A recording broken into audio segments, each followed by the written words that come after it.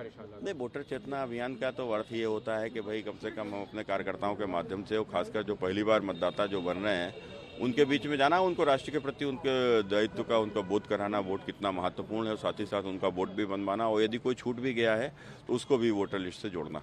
Bharatiya Janata party जहां एक तरफ सम्मेलनों की शुरुआत कर चुकी है, चाहे वो पिछड़ा वर्ग सम्मेलन हो या दलित सम्मेलन हो जिसमें लोगों को जोड़ने की बात की जा रही है, दूसरी तरफ आज समाजवादी पार्टी में भी पिछड़े और दलितों को लेकर एक बैठक करी गई है और कार्यशाला जिसमें अखिलेश यादव भी मौजूद रहे। देखो, समाजवादी पार्टी हो या कोई पार्टी हो, चुनाव आता है, सबको अपना पार्टी का आधार बढ़ाने का और तमाम कार्यक्रम करने का हक है, करना भी चाहिए, कर रहे हैं।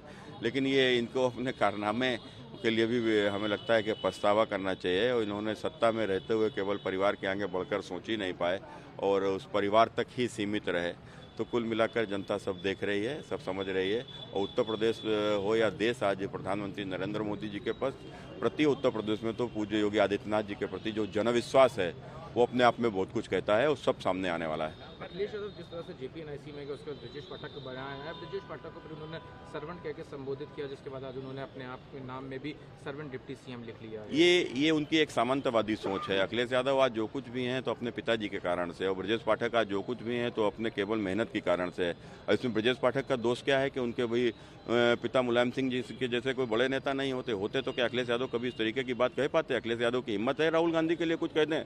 अखिलेश यादव की हिम्मत है कि और भी देश के जो तमाम बड़े नेता है, जिस लालू के लड़के के लिए कुछ कह दें? इनकी हिम्मत है कि स्टालिन के लड़के के लिए कुछ कह दें? नहीं कह सकते। केवल ये तो अखिलेश ब्रजेश पाठक के लिए कहेंगे, हमारे लिए कहेंगे, हम जैसे लोगों के लिए कहेंगे कि हम लोगों के पिता कोई बड़े नेता नहीं है, और चूंकि हम लोग अपने काम के दम से आए हैं और ये अपने पिता के दम से आए हैं। पैलेस्टीन और इजराइल क्राइसिस जो चल रहा है उसके बाद तमाम जो पॉलिटिकल पार्टीज हैं उनका रवैया भी सामने आया है। तमाम ने, चाहे असदुद्दीन ओवैसी की पार्टी, इन सब ने समर्थन किया है पैलेस्टीन का इस पूरे मामले में। देखो, किसी को भी ना फिलिस्तीन से मतलब है, ना किसी को फिलिस्तीन के नागरिकों से मतलब है। ये सब नंगे हो गए। इनको हिंदुस्तान में बैठे उन गद्दारों से मतलब है जो फिलिस्तीनी आतंकियों का समर्थन कर रहे हैं।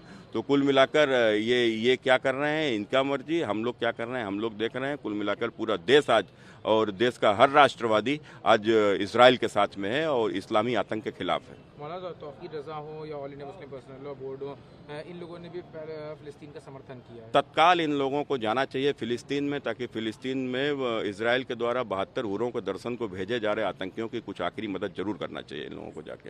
हमारे साथ कन्नौज से सांसद सुब्रत पाठक भी हैं। सर, आज वोटर चेतना अभियान की बैठक क्या है पूरा अभियान और किस तरह?